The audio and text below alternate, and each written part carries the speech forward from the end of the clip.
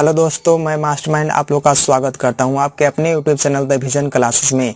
आज जो इतिहास का चैप्टर है जिसका नाम है भारत में राष्ट्रवाद, जी हां, भारत में राष्ट्रवाद, इसके आज ऑब्जेक्टिव के बारे में देखेंगे। तो चलते हैं अपने क्वेश्चन की तरफ। जो आपका क्वेश्चन है उसके तरफ चलते हैं। आज का पहला क्वेश्चन है कि गांधी जी ने दांडी यात्रा किस तिथि को आरंभ किया था। जी हाँ, याद रखिएगा, जो गांधी जी थे वह दांडी यात्रा किस तिथि को आरंभ किए थे, कब से यह स्टार्ट हुआ था अगर दांडी यात्रा जाने के लिए।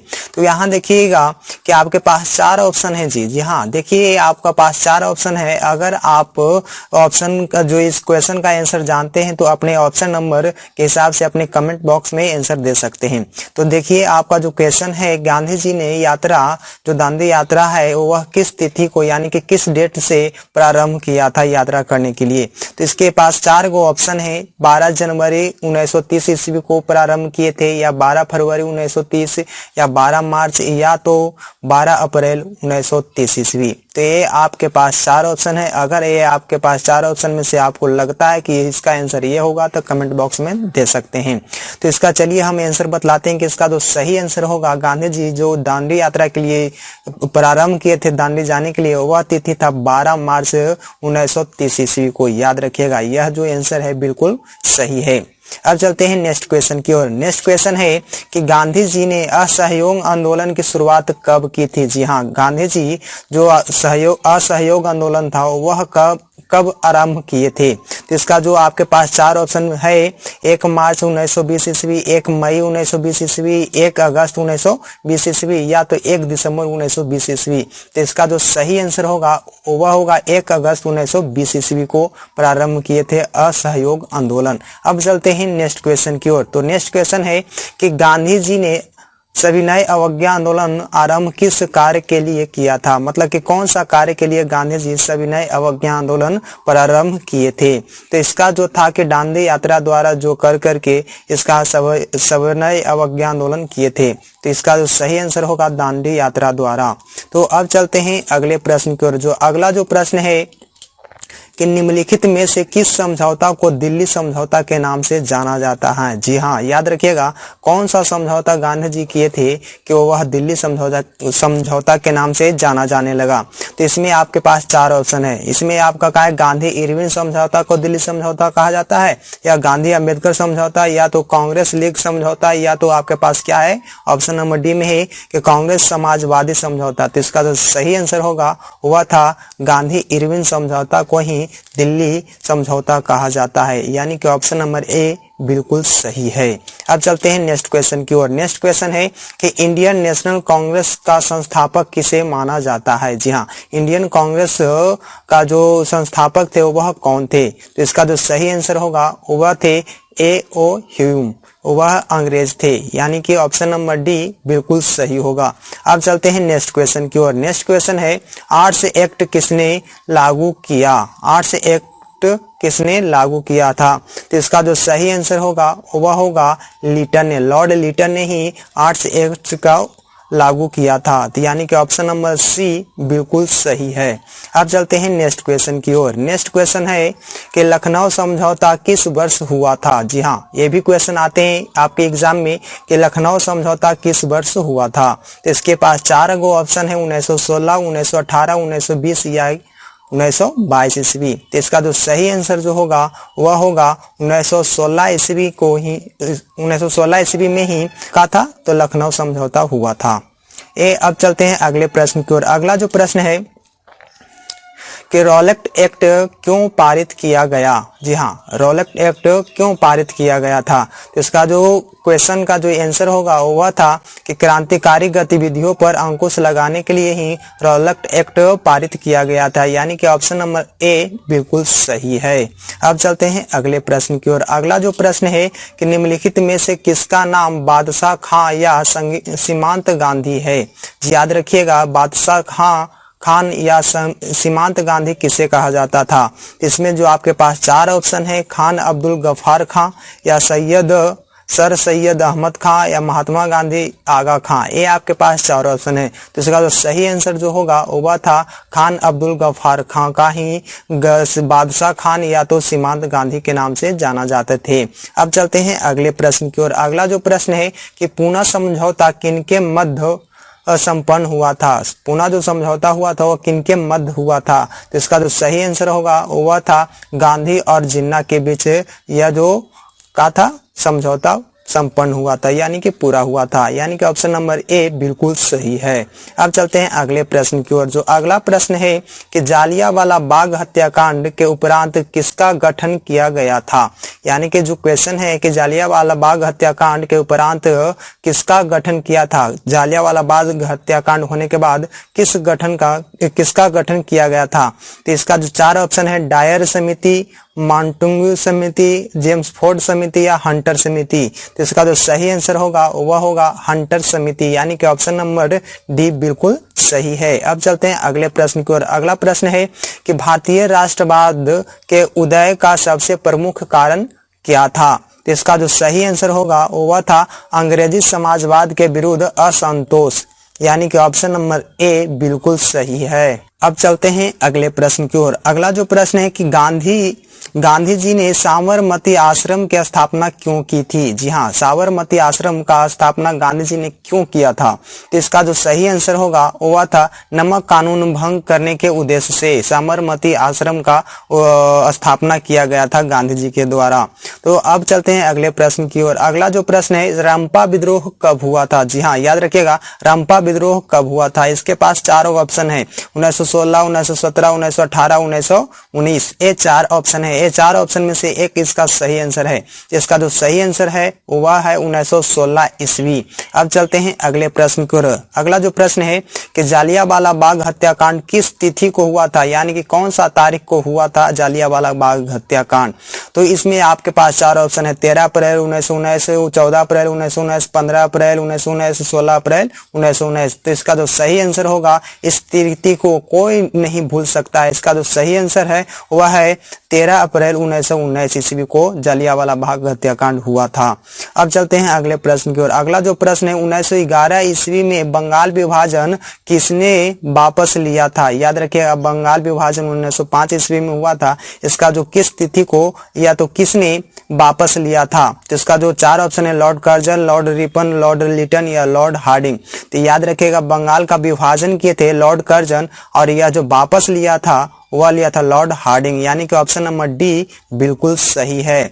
अब चलते हैं अगले प्रश्न की ओर। अगला जो प्रश्न है कि पूर्ण स्वराज की मांग का प्रस्ताव कांग्रेस के किस वार्षिक अधिवेशन में पारित हुआ था। पूर्ण स्वराज का जो मांग था कांग्रेस के द्वारा यह कब पारित हुआ था। तो यह चलते हैं, इसका जो चार ऑप्शन है 1929 लाहौर में हुआ था, 1931 कराची में, 1933 कोलकाता में या तो 1937 बेलगांव में। तो ये आपके पास चार ऑप्शन है। इसका जो सही आंसर होगा वह था 1929 लाहौर में यह पारित हुआ था पूर्ण स्वराज की मांग।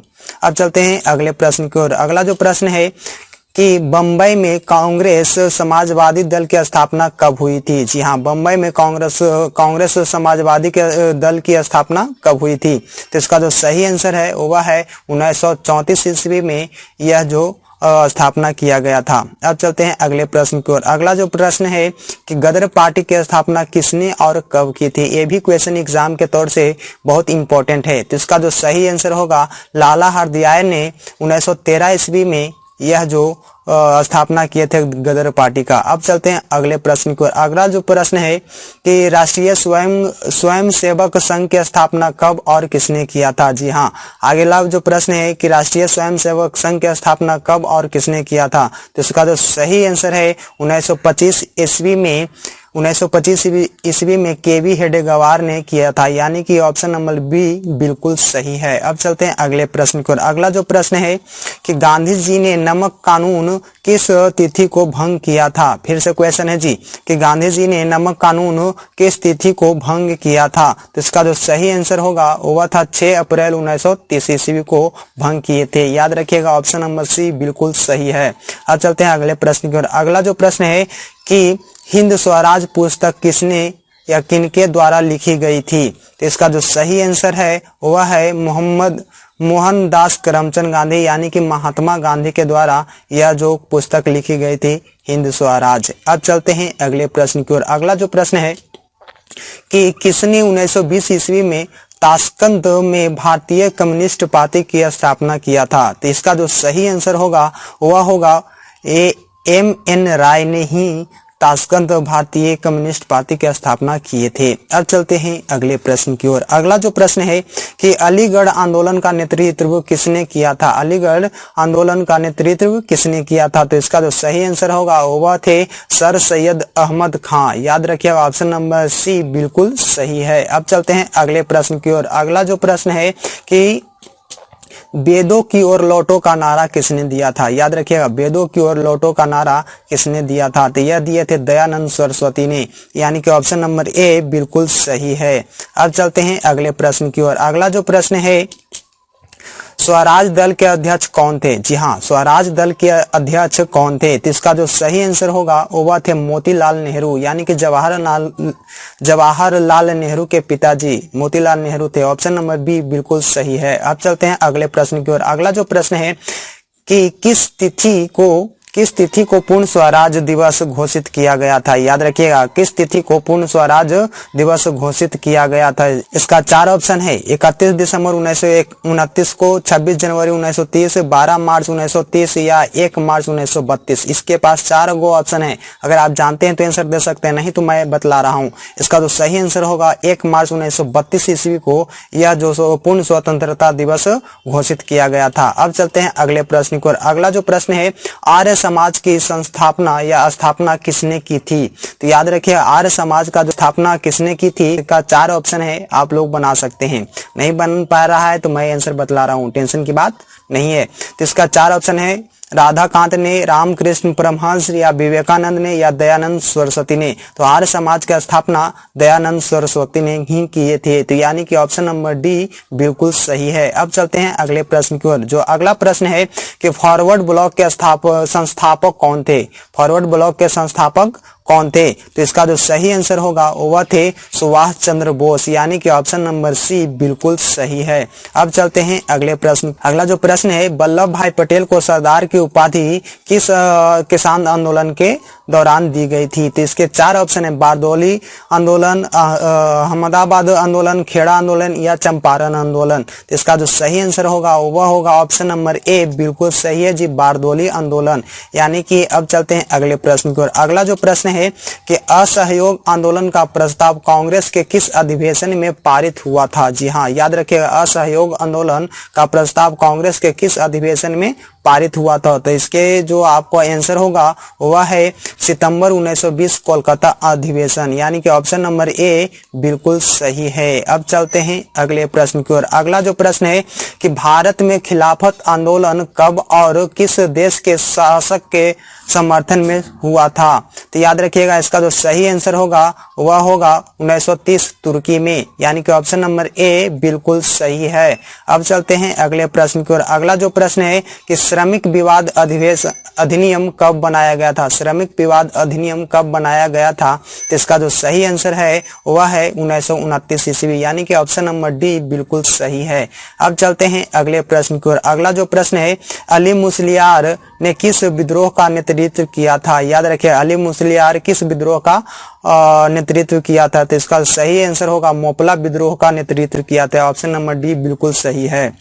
अब चलते हैं अगले प्रश्न की ओर। अगला जो प्रश्न है खलीफा पद की समाप्ति तुर्की में कब संपन्न हुई थी या की गई थी? तो इसका जो सही आंसर होगा वह होगा 1924 ईस्वी में ही खलीफा पद की समाप्ति हो गई थी तुर्की में। अगला प्रश्न है भारतीय कम्युनिस्ट पार्टी की स्थापना किसने की थी? तो याद रखिएगा इसका जो सही आंसर होगा एम.एन. राय ने ही कम्युनिस्ट पार्टी की स्थापना की थी। अब चलते हैं अगले प्रश्न की ओर। अगला जो प्रश्न है दक्षिण अफ्रीका से गांधी जी किस वर्ष वापस भारत आए थे? यानी कि क्वेश्चन है कि दक्षिण अफ्रीका से गांधी जी किस वर्ष भारत वापस आए थे? तो वह जो ईस्वी था 1915 में ही गांधी जी भारत आए थे, यानी कि ऑप्शन नंबर सी बिल्कुल सही है। अब चलते हैं अगले प्रश्न की ओर। अगला जो प्रश्न है कि गांधी जी ने किस गोलमेज सम्मेलन में भाग लिया था? तो याद रखिएगा इसका जो सही आंसर होगा वह होगा बी द्वितीय गोलमेज सम्मेलन में गांधी जी भाग लिए थे। एक गोलमेज सम्मेलन 3 को हुआ था, फर्स्ट, द्वितीय और तृतीय। तो याद रखिएगा ये तीनों गोलमेज सम्मेलन में भाग लेने वाले एक व्यक्ति थे जिनका नाम था अंबेडकर। अब चलते हैं अगले प्रश्न की ओर। अगला जो प्रश्न है कि साइमन आयोग किस वर्ष भारत आया था। याद रखिएगा साइमन आयोग किस वर्ष भारत आया था। तो इसका जो सही आंसर होगा वह होगा डी, जो 1928 ईस्वी में भारत आया था। अब चलते हैं अगले प्रश्न को। अगला जो प्रश्न है कांग्रेस समाजवादी दल की स्थापना किस वर्ष की गई थी। जी हाँ, कांग्रेस समाजवादी दल की स्थापना किस वर्ष की गई थी। तो इसका सही आंसर होगा वह था 1934 ईस्वी में कांग्रेस समाजवादी दल की स्थापना की गई थी, यानी ऑप्शन नंबर डी बिल्कुल सही है। अब चलते हैं अगले प्रश्न की ओर। अगला जो प्रश्न है गांधी जी को महात्मा की उपाधि किसने दी थी। याद रखिएगा गांधी जी को महात्मा की उपाधि किसने दी थी। तो वह दिए थे रविंद्रनाथ ठाकुर ने, यानी ऑप्शन नंबर सी बिल्कुल सही है। अब चलते हैं अगले प्रश्न की ओर। अगला जो प्रश्न है सांप्रदायिक निर्णय की घोषणा किसने की थी। सांप्रदायिक निर्णय की घोषणा किसने की थी। तो इसका जो सही आंसर होगा वह थे मैकडोनाल्ड। याद रखिएगा ऑप्शन नंबर डी बिल्कुल सही है। अब चलते हैं अगले प्रश्न की ओर। अगला जो प्रश्न है कि तिनकठिया प्रणाली लागू हुआ था। याद रखिएगा तिनकठिया प्रणाली लागू हुआ था, किसके लिए लागू हुआ था। तो इसका जो सही आंसर होगा वह हुआ था किसानों पर। याद रखिएगा यह जो था तिनकठिया प्रणाली किसानों पर लागू हुआ था।